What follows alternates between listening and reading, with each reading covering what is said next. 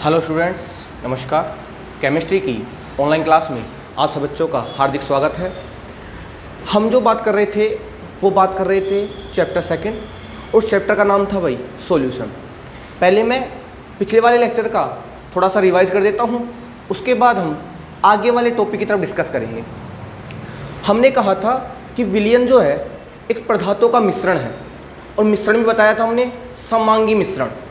और मैंने कहा था कि समांगी मिश्रण क्या होता है, जिसमें सभी जगह रासायनिक संगठन एक समान होता है, या जिसमें विलय और विलायक के बीच की सीमा आपको दिखाई नहीं देती, उसे बोला था हमने समांगी मिश्रण। फिर हमने कहा था कि विलय और विलायक से मिलकर बना समांगी मिश्रण विलयन कहलाता है। हमने कहा कि विलय क्या होता है, जिसकी मात्रा कम होती है और जो अपनी फिजिकल स्टेट को विलयन में खो देगा, उसे बोला था हमने विलय। हमने कहा विलायक क्या होता है, जिसकी मात्रा ज़्यादा होती है और जो अपनी भौतिक अवस्था को विलय में बनाए रखेगा, उसे बोला हमने विलायक। मैंने ये भी कहा कि विलायक और विलयन की जो भौतिक अवस्था है वो बिल्कुल क्या होती है, समान। क्योंकि आपका जो विलयन बना है उसमें भौतिक अवस्था किसकी आई है भाई, विलायक की। इसलिए विलायक और विलयन की जो भौतिक अवस्था है वो क्या होती है भाई, समान। ये बात मैं कर चुका था। फिर मैंने आपसे कहा था कि अगर आपके पास कोई मिश्रण है तो उसमें अवयव जो होंगे वो दो से ज़्यादा भी हो सकते हैं।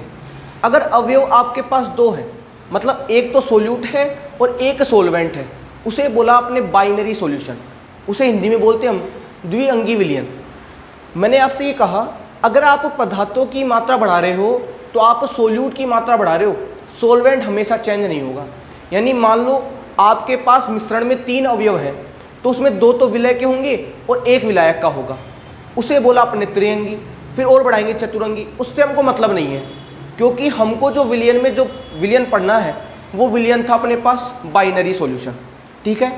फिर मैंने द्विअंगी विलयन को 9 भागों में बांटा कि आपके पास विलायक द्रव भी हो सकता है, गैस भी हो सकती है और ठोस भी हो सकता है, और आपके पास विलय भी 3 हो सकते हैं, ठोस, द्रव और गैस। इस आधार पर हमने टोटल 9 प्रकार के द्विअंगी विलयनों के बारे में चर्चा की। उसके मैंने एग्जाम्पल भी लिए और मैंने आपको समझा भी दिया। आज जो मैं बात करने वाला हूँ वो बात कॉम्पिटिटिव लेवल के हिसाब से वेरी वेरी इंपॉर्टेंट है।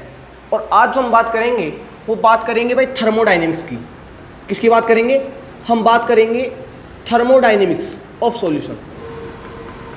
हम बात करने वाले हैं थर्मोडाइनमिक्स ऑफ लिक्विड सॉल्यूशन। ये जो मैं बात बताने वाला हूँ आपको किसके बारे में, थर्मोडाइनमिक्स ऑफ लिक्विड सॉल्यूशन के बारे में। ये बात अपने आप में इम्पोर्टेंट है। बोर्ड के हिसाब से तो इम्पोर्टेंट कम है ही, क्योंकि बोर्ड में इस प्रकार के क्वेश्चन पूछे नहीं जाते, लेकिन आपको सब्जेक्ट में कॉन्सेप्ट की अप्रोच भी डेवलप करनी है कि अगर हमारे पास कोई क्वेश्चन आ रहा है तो उसका लेवल क्या है, तो हमें तैयारी उसी हिसाब से करनी पड़ेगी। तो उस टॉपिक को डिस्कस करते हुए जो मैं बात करने वाला हूँ वो बात करूँगा मैं थर्मोडाइनमिक्स ऑफ लिक्विड सॉल्यूशन। थर्मोडाइन जानते हो आप क्या बोलते हैं इस हिंदी में, ऊष्मा गतिकी। क्या बोलते हैं भाई, ऊष्मा गतिकी। मैंने आपको जब पिछले वाले लेक्चर में बाइनरी सॉल्यूशन के बारे में बताया था तो मैंने कहा था हमको जो चर्चा करनी है वो इसकी करनी है, द्रव विलयनों की। किसकी करनी है, द्रव विलयन। यानी मुझे उस विलयन की चर्चा करनी है जिसमें सोलवेंट कौन होगा भाई, लिक्विड। जिसमें सोलवेंट कौन होगा, लिक्विड। और मुझको थर्मोडायनेमिक्स भी इस लिक्विड सॉल्यूशन की ही पढ़नी है कि ऊष्मा गति जो लिक्विड सॉल्यूशन की है वो क्या होती है और किस प्रकार अफेक्ट करती है। तो मैं डिस्कस कर रहा हूँ एक एक टॉपिक को बिल्कुल धीरे से उस बिल्कुल समझाते हुए। तो आप सुनना बात ध्यान से। हमको पता है कि हमारे पास जो विलायक है, सुनना पहले बात ध्यान से आप, हमारे पास जो विलायक है वो है अपने पास द्रव। क्या है भाई, द्रव। और हमारे पास जो विलय है वो ठोस भी है, वो द्रव भी है और गैस भी है। हो गई। तो मैं कहूँगा एक बार तो ठोस का द्रव के साथ विलयन बनाएंगे हम, एक बार द्रव का द्रव के साथ विलयन बनाएंगे, और एक बार गैस का द्रव के साथ विलयन बनाएंगे। क्योंकि मैंने आपको पिछले लेक्चर में बताया था अगर विलायक द्रव है तो टोटल 3 प्रकार के सॉल्यूशन तैयार होंगे यहाँ से। एक तो ठोस का द्रव के साथ, एक द्रव का द्रव के साथ और एक गैस का द्रव के साथ। क्लियर है? इसी प्रकार हमने ठोसों को लिया था, इसी प्रकार हमने गैसों को लिया था और टोटल हमारे पास 9 प्रकार के सॉल्यूशन तैयार हुए थे। ये बात की थी मैंने। आज मैं जो बात करने वाला हूँ इनके बारे में करूँगा, ठोस का द्रव के साथ, द्रव का द्रव के साथ और गैस का द्रव के साथ। और इन विलयनों में थर्मोडायनेमिक्स क्या कहती है वो मैं आपको समझाना चाहता हूँ। सुनना बात ध्यान से, अब देखते जाओ। पहले मैं बात कर रहा हूँ, पहले मैं क्या बात कर रहा हूँ भाई, कि अगर आपके पास, पहले मैं बात कर रहा हूँ, अगर आपके पास जो सोल्यूट है वो तो ले लिया आपने सॉलिड, यानी सोल्यूट तो क्या ले लिया आपने, सॉलिड। और आपने जो सॉल्वेंट है वो तो फिक्स होगा यहाँ पे, वो क्या लोगे आप, लिक्विड। यानी सोल्यूट तो आपके पास है ठोस और आपके पास जो लिक्विड है वो है आपके पास द्रव। क्या बात कर रहा हूं मैं, कि सोल्यूट तो आपके पास ठोस है और सोलवेंट आपके पास क्या है, लिक्विड।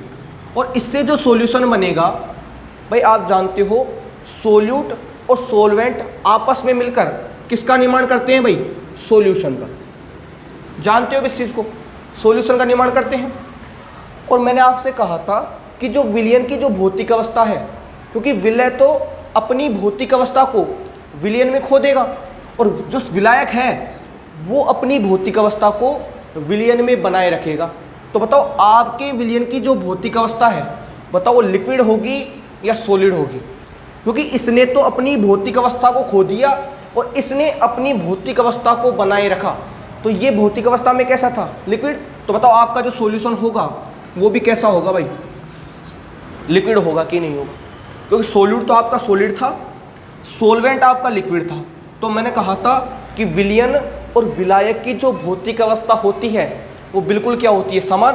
तो अगर ये लिक्विड है तो ये भी कौन सा होगा, लिक्विड।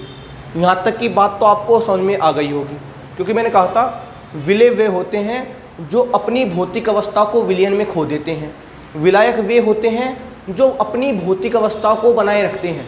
यानी विलयन में जो भौतिक अवस्था आती है वो आती किसकी वजह से है, सोलवेंट की वजह से। तो सोलवेंट की जो भौतिक अवस्था होगी वही अवस्था किसकी होगी भाई, लिक्विड, सॉल्यूशन की। अगर ये लिक्विड है तो ये भी क्या होगा भाई, लिक्विड। यहाँ तक ये बात समझ में आई। अब सुनो बात ध्यान से। तो मैं ये कहना चाहता हूँ, ये तो अपने पास सॉलिड स्टेट में है, ये अपने पास लिक्विड स्टेट में है, और इससे जो बनने वाला विलयन है वो भी किस अवस्था में है, लिक्विड अवस्था में। अब सोचो आप, मैंने आपको जब पहला चैप्टर पढ़ाया था तो उसमें पढ़ाया था आपको मैंने सॉलिड, और मैंने कहा था कि सॉलिड के अंदर जो अवयवी कण हैं वो बताओ बिल्कुल पास पास व्यवस्थित होते हैं कि नहीं होती, ये बताया था। फिर मैंने आपसे कहा था कि लिक्विड में थोड़े दूर दूर हो जाएंगे, लिक्विड में थोड़े दूर दूर हो जाएंगे, और जो गैस है उसमें तो पार्टिकल की रैंडम होती है, बिल्कुल आवारागति इसको हम बोलते हैं। ये अवस्था तो अपने पास है गैस की, ये स्थिति अपने पास लिक्विड की, और ये स्थिति अपने पास सॉलिड की। ये बताया था मैंने आपको कि जैसे जैसे आप टेम्परेचर बढ़ाते जाओगे वैसे वैसे, कहा था ना मैंने आपसे, जैसे जैसे आप टेम्परेचर बढ़ाओगे अवयवी कण दूर होते चले जाएंगे, और जैसे जैसे दूर होते चले जाएंगे ठोस लिक्विड में चेंज हो जाएगा और लिक्विड किस में चेंज हो जाएगी भाई, गैस में। अब आप सोचो, आपका सोल्यूट पहले सॉलिड अवस्था में था, आपका सॉल्वेंट लिक्विड अवस्था में था, और आपका जो विलयन बना उसकी भौतिक अवस्था कौन सी थी भाई, लिक्विड। मैं आपसे कह रहा हूँ कि सॉलिड में अवयवी कण बिल्कुल पास पास व्यवस्थित होते हैं, लिक्विड में थोड़े दूर दूर होते हैं, और गैस में बिल्कुल दूर दूर हो जाते हैं। यही तो कारण है कि गैस जब जैसे ही प्रेस करते हो आप तो पूरे कमरे में लीक हो जाती है, क्योंकि उसके अवयवी कण पहले ही दूर दूर होते हैं, तो उनको फैलने में टाइम नहीं लगता और उनका तुरंत प्रसार हो जाता है। अब मैं क्या कहना चाहता हूँ, और मुझको इस थर्मोडायनेमिक्स में समझाना क्या है, तो मैं समझाना चाहता हूँ यहाँ आपको 3 चीज़। वो क्या क्या, एक तो डेल्टा जी के बारे में, एक डेल्टा एच के बारे में, और एक डेल्टा एस के बारे में। ये तीनों टर्म आपने 11th में थर्मोडायनेमिक्स में पढ़ी होंगी। इसको बोलते हैं हम गिब्स मुक्त ऊर्जा। क्या बोलते हैं, गिब्स मुक्त ऊर्जा। डेल्टा एच को क्या बोलते हैं हम, एंथैल्पी। क्या बोलते हैं, एंथैल्पी। और डेल्टा एस को क्या बोलते हैं हम, एंट्रोपी। पढ़ी होंगी आपने तीनों चीज़ें। ये तो एंट्रोपी में परिवर्तन है, ये एंथैल्पी में परिवर्तन है, और ये गिब्स मुक्त ऊर्जा में परिवर्तन है। थर्मोडायनामिक्स में 3 चीज़ चलती है, डेल्टा जी, डेल्टा एच और डेल्टा एस। अब सुनो आप, क्वेश्चन किस प्रकार पूछा जाता है। क्वेश्चन इस प्रकार पूछा जाएगा कि अगर आपके पास जो सोल्यूट है अगर वो सॉलिड स्टेट में है, सुनना टॉपिक को ध्यान से और फिर समझना, बिल्कुल बात समझ में भी आ जाएगी आपको और बिल्कुल आपको अच्छा भी लगेगा कि वाकई में टॉपिक ज़बरदस्त है। आपसे कहा जाएगा अगर आप सोल्यूट जो है वो सॉलिड स्टेट में ले रहे हो, आप जो सॉल्वेंट है वो लिक्विड स्टेट में ले रहे हो, तो आपके पास जो सॉल्यूशन बनेगा, उसने क्या कहा है आपसे कि आपने जो सोल्यूट है वो सॉलिड स्टेट में लिया है, आपने जो सॉल्वेंट है वो लिक्विड स्टेट में लिया है। तो आपको पता लग गया अगर सोल्यूट सॉलिड स्टेट में है और सॉल्वेंट लिक्विड स्टेट में है तो आपका जो सॉल्यूशन बनेगा वो किस स्टेट में बनेगा भाई, लिक्विड स्टेट में। तो उसने आपसे कहा अगर आप सोल्यूट सॉलिड स्टेट में ले रहे हो, अगर आप सॉल्वेंट लिक्विड स्टेट में ले रहे हो, तो आपके पास जो सॉल्यूशन है उसकी थर्मोडायनेमिक्स में, यानी उसकी डेल्टा जी में, उसके डेल्टा एच में और उसके डेल्टा एस में क्या परिवर्तन आएंगे, वो नेगेटिव होगा या पॉजिटिव होगा। क्या पूछेगा, अगर आपके पास सोल्यूट सॉलिड अवस्था में है, सॉल्वेंट अगर आपके पास लिक्विड अवस्था में है, तो इसके द्वारा जो आप ये विलयन बना रहे हो उसकी थर्मोडायनेमिक्स, यानी उसके डेल्टा जी का मान क्या होगा, उसके डेल्टा एच का मान क्या होगा और उसकी डेल्टा एस का मान क्या होगा। इसको बोलते हैं हम थर्मोडायनेमिक्स ऑफ लिक्विड सॉल्यूशन। इसे क्या बोलते हैं हम, थर्मोडायनेमिक्स ऑफ लिक्विड सॉल्यूशन।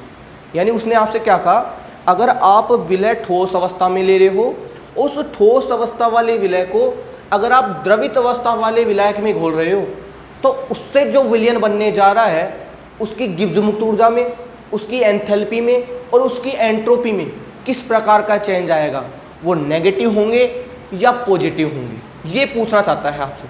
तो पहले मैं बताता हूँ आपको एंट्रोपी के बारे में। किसके बारे में बता रहा हूँ, पहले मैं आपको एंट्रोपी के बारे में। आपने 11 में पढ़ी होगी भाई एंट्रोपी, अगर नहीं भी पढ़ी है तो कोई समस्या का विषय नहीं है, मैं बोल रहा हूँ आपको और आपको समझ में आ जाएगा। देखो एंट्रोपी होती क्या है, अगर मैं हिंदी में बात करूँ तो एंट्रोपी का मीनिंग होता है आवारागर्दी। अगर मैं केमिस्ट्री के हिसाब से बात करूँ तो उसे बोल सकता हूँ मैं एंट्रोपी के बारे में अव्यवस्था। क्या बोल सकता हूँ मैं, अव्यवस्था। अवयवी कणों की अव्यवस्था ही क्या कहलाती है, एंट्रोपी। क्या बोल रहा हूँ मैं एंट्रोपी के बारे में, अवयवी कणों की अव्यवस्था ही क्या कहलाती है भाई, एंट्रोपी। यानी जिसमें अव्यवस्था जितनी ज़्यादा होगी उसकी एंट्रोपी भी उतनी ही क्या होगी, ज़्यादा।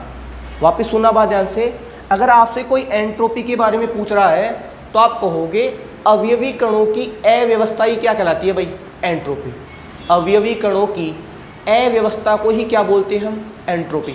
अब अव्यवस्था का मतलब क्या है, मैंने आपको पहला चैप्टर पढ़ाया था सॉलिड स्टेट, और उसमें मैंने आपसे कहा था कि सॉलिड के अंदर अवयवी कण बिल्कुल पास पास व्यवस्थित होते हैं, नियत व्यवस्था, नियमित व्यवस्था। मतलब सॉलिड में अवयवी कणों की देखो पूरी पैकिंग है कि नहीं, लिक्विड में थोड़े दूर दूर हैं और गैसों के अंदर तो अवयवी कण बताओ दूर दूर है कि नहीं। तो अगर मैं इन तीनों की बात करूं तो इसकी एंट्रोपी का मान कम होगा, इसकी एंट्रोपी का मान इससे ज़्यादा होगा और इसकी एंट्रोपी का मान बताओ सबसे ज़्यादा होगा कि नहीं होगा। अगर मैं बात करूँ इसकी एंट्रोपी की तो सॉलिड की जो एंट्रोपी है वो कम होगी, लिक्विड की ज़्यादा होगी और गैस की क्या होगी, सबसे ज़्यादा। और ये रिलेशन मैंने आपको सॉलिड स्टेट में लिखवाया था। मतलब गैस के अंदर अवयवी कण दूर दूर होंगे, एक यहाँ होगा, एक वहाँ होगा, एक वहाँ होगा। मतलब अव्यवस्था ज़्यादा है, और अगर अव्यवस्था बढ़ रही है तो क्या बढ़ रही है भाई, एंट्रोपी। लिक्विड में थोड़े पास पास है तो इसकी तुलना में इसकी एंट्रोपी का मान कम है, और सॉलिड में तो बिल्कुल पास पास व्यवस्थित है, मतलब इसकी एंट्रोपी का मान बिल्कुल क्या है, न बराबर, नेग्लिजिबल है। तो सबसे कम एंट्रोपी किसकी होगी, सॉलिड की, उससे ज़्यादा लिक्विड की, और सबसे ज़्यादा किसकी होगी भाई, गैस की। मतलब अगर आप ठोस से गैस अवस्था की तरफ बढ़ रहे हो, सुनना बात ध्यान से, अगर आप किसी कंपोनेंट को ठोस से गैस अवस्था में लेके जा रहे हो तो शायद आप उसके एंट्रोपी का मान बढ़ा रहे हो। बताओ बात सही कि नहीं? अगर किसी कंपोनेंट जो पहले ठोस अवस्था में था उसकी एंट्रोपी का मान कम था क्योंकि उसके अंदर अवयवीकरण बिल्कुल पास पास व्यवस्थित थे। अगर आप उसे ठोस अवस्था से अगर गैस अवस्था में लेके चले गए तो बताओ अवयवीकरण दूर दूर होंगे कि नहीं होंगे? अगर अवयवीकरण दूर दूर होंगे बताओ अव्यवस्था उत्पन्न होगी कि नहीं होगी? अगर अव्यवस्था उत्पन्न होगी तो मैं कहूँगा उसकी एंट्रोपी का मान बताओ बढ़ेगा नहीं बढ़ेगा? क्योंकि हमने कहा था एंट्रोपी तो अवयवी कणों की अव्यवस्था को कहते हैं। तो जो पहले व्यवस्थित था उसको आपने अब अव्यवस्थित कर दिया, इसका मतलब आपने उसकी थर्मोडायनेमिक्स में एंट्रोपी का मान बढ़ा दिया। बात समझ आ गई हो आपको? तो एंट्रोपी का मतलब क्या है? अव्यवस्था को क्या बोलते हैं हम? एंट्रोपी। और जैसे जैसे अवयवी कणों की अव्यवस्था बढ़ेगी वैसे वैसे उसकी एंट्रोपी का मान भी बढ़ता चला जाएगा। मतलब सॉलिड की एंट्रोपी कम होगी, लिक्विड की ज़्यादा होगी और गैस की एंट्रोपी का मान सबसे ज़्यादा होगा। बात क्लियर है? Everything is clear? वापस समझा देता हूँ। एंट्रोपी क्या है? अवयवी कणों की अव्यवस्था ही कहलाती है एंट्रोपी। सॉलिड में पास पास व्यवस्थित होते हैं, एंट्रोपी का मान कम होगा। लिक्विड में थोड़े दूर दूर हो जाते हैं तो थोड़ी बहुत अव्यवस्था उत्पन्न हो जाती है। और गैस में तो पार्टिकल दूर दूर होते हैं तो उनमें तो अव्यवस्था का मान ही ज़्यादा होता है। इसलिए मैं कहूँगा कि इसकी एंट्रोपी का मान सबसे क्या होगा? ज़्यादा, उससे कम इसका, और सबसे कम किसका होता है भाई? सॉलिड का। क्लियर है?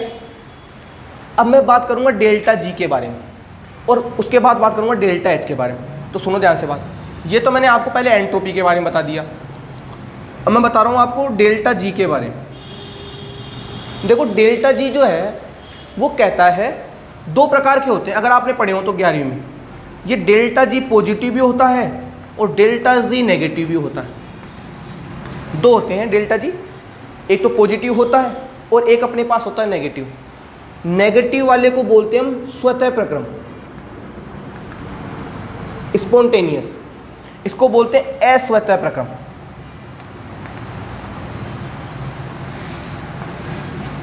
सुनो बात ध्यान से। आपने पानी का गिलास लिया, उस पानी के गिलास में आपने नमक मिला दिया, तो नमक आपका किस अवस्था में था? सॉलिड। पानी आपका किस अवस्था में था? लिक्विड। और आपके पास विलयन बन के आएगा लिक्विड अवस्था में। पता है आपको इस चीज़ का? अब सोचो मैं गिब्स फ्री एनर्जी के बारे में क्या कहना चाहता हूँ। अगर डेल्टा जी का मान नेगेटिव है तो इसका मतलब प्रक्रम क्या होगा? स्वतः, अपने आप हो जाएगा, आपको कुछ करने की आवश्यकता नहीं है। अगर डेल्टा जी का मान पॉजिटिव है तो प्रक्रम क्या होगा? अस्वतः, यानी उस प्रक्रम को कराने के लिए आपको कुछ बाहर से एनर्जी देनी होगी, वो प्रक्रम अपने आप अलाउ नहीं होंगे। अब आप सोचो आपका पानी का गिलास था, आपने उसमें नमक मिलाया तो अपने आप घुलेगा नहीं घुलेगा? ये थोड़ी कि आपको घोलने के लिए अलग से उपकरण लेके आओगे, कोई तापमान दोगे जब जा घुलेगा।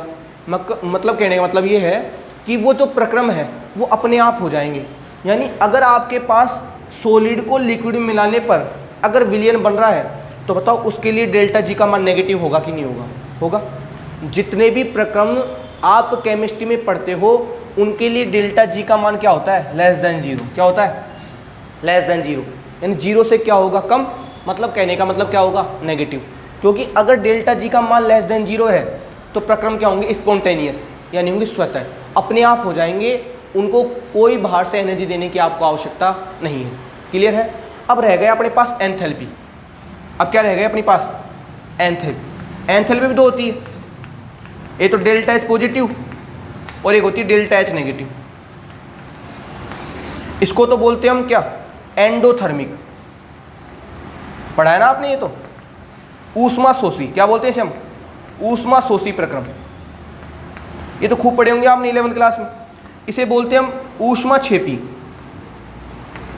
ऊष्मा क्षेपी प्रक्रम। इंग्लिश में बोलते हैं एक्सोथर्मिक, एक्सोथर्मिक प्रोसेस। अब सुनो बात ध्यान से, क्या है? डेल्टा एच यानी एंथैल्पी भी दो प्रकार की होती है, एक तो पॉजिटिव होगी और एक नेगेटिव होगी। नेगेटिव को बोलते हैं ऊष्मा क्षेपी, पॉजिटिव को बोलते हैं ऊष्मा शोषी, यानी इसको बोलते हैं एंडो। इनका मतलब होता है एंटर, यानी जिसमें ऊष्मा का अवशोषण होगा, यानी जिसमें आप बाहर से कोई ऊष्मा दोगे तब काम होगा। डेल्टा एच का मतलब क्या होगा?